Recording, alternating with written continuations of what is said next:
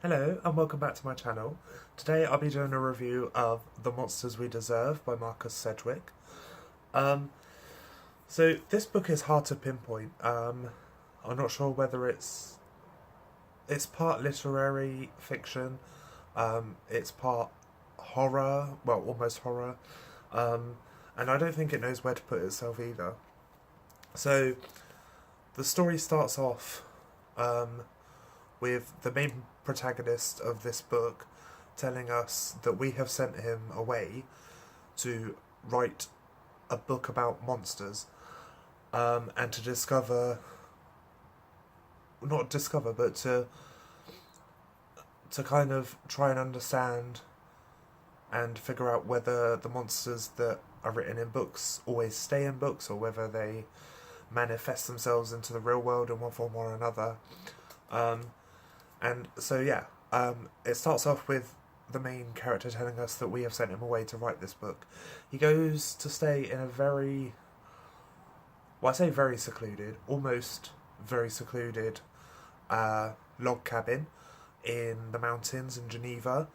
Um, there's only one other, there's only one other house near him, um, and he rents the house off a guy called Etienne.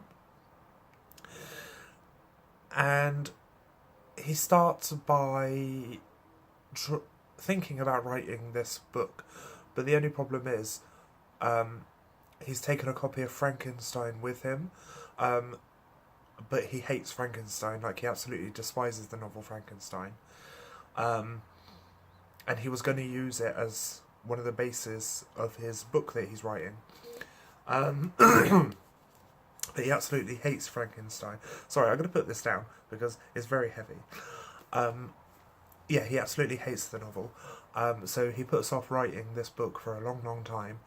And then he is randomly visited by Mary Shelley and then by Victor Frankenstein. And when Mary Shelley visits him, she visits him in her 50s, which is just before she died at age 53. And she tells him, she asks like why he doesn't like her book, and he explains it to her. He says it's too coincidental, there's too many coincidences in it and all this stuff.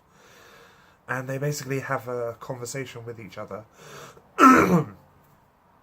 where she basically says to him like, fair enough, like your points are valid, but this is why I did this. And then he kind of starts to realise that, okay, maybe the book isn't as bad or as coincidental as he thought it was. But then, as I said, he puts off writing the book after this first visit, and then he's visited by Victor Frankenstein, who is obviously the protagonist in Mary Shelley's novel, he's the guy, the scientist who creates Frankenstein's monster. And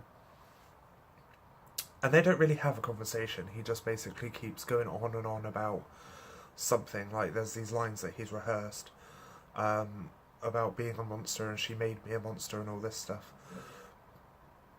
And then he starts to, after talking to Mary Shelley, he starts to kind of put into perspective the idea of the book Frankenstein, and he starts to realise that, okay, maybe it's not as bad as I thought. Maybe his not hatred, but maybe his disappointment of the book isn't 100% valid, and he starts to begin to reimagine the story in his head of Frankenstein. And then he is visited by Mary Shelley again when she is younger this time, before the book is even published, and she tells him, she explains to him about the reason she created the monster, and that originally her plan was that the monster was actually written as a good character, a noble character that turned bad because that was the path he went down, if that's kind of how I remember it. So basically she tells the main protagonist of our book to rewrite the story, and then that will basically recreate her monster as a good person rather than a bad person, and then he will be able to leave. So, it was good. It's very literary. There's a lot of backstory that the author gives us about Mary Shelley and this trip that Mary Shelley, Lord Byron, Percy Shelley, Mary's husband, and Mary Shelley's half-sister, they all went on this trip, and there was like a short story competition, and the idea for Frankenstein is actually based on an idea that Lord Byron had, and there's a short story competition, but nobody else wants to enter it, so Mary Shelley takes Lord Byron's idea and writes it, and then wins the competition, and the book goes on to become a huge phenomenon, as it is now. So there's a lot of backstory and a lot of literary prose, as in historical events, which I found quite interesting. The most interesting thing I found about the novel was when the protagonist of our book is visited by the ghosts or spirits or visions of Mary Shelley in her 50s, and when she was younger, and Victor Frankenstein, and eventually Frankenstein's monster-ish. I can't say too much about that. So yeah, overall, it was good. It was very weird. It's written very strangely. Let me show you. So, there are parts in the book where the main protagonist gets drunk, and the way those parts are written are very odd. I won't try and show you a bit. Actually, what I will do is show you something that I really appreciated about this book, which is the overall design and quality. So, instead of chapters, every section of the book starts with this. So, it's 2 blank pages, and here there is a W. And I'll just show you the next one. Here is an E. And then basically this goes through lots of letters until you get to the very end of the novel, where this becomes the last line. We get the monsters we deserve, which is, for every section of the book, it goes through the different letters. So there's a W, then there's an E, then there's a G, then there's an E, then there's a T, all the way until the end. And then this is the last line of the book, which I think is fantastic.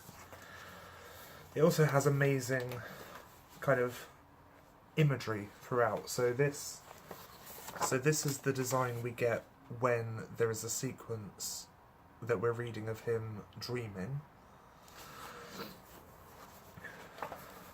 See, there's another one there.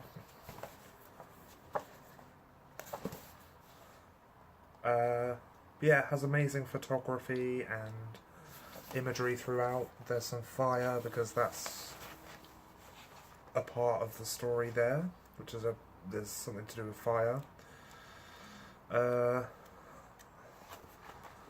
Okay, though I'm trying to find like a really nice one of the trees and stuff, because the protagonist of this book goes to a log cabin in the mountains in Geneva.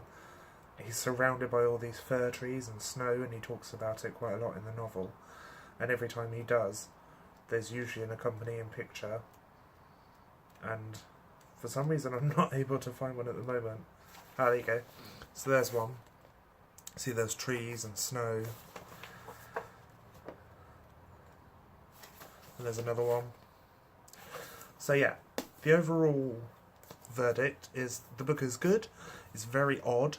If you're trying to read it, don't think too much of it. Just go with it.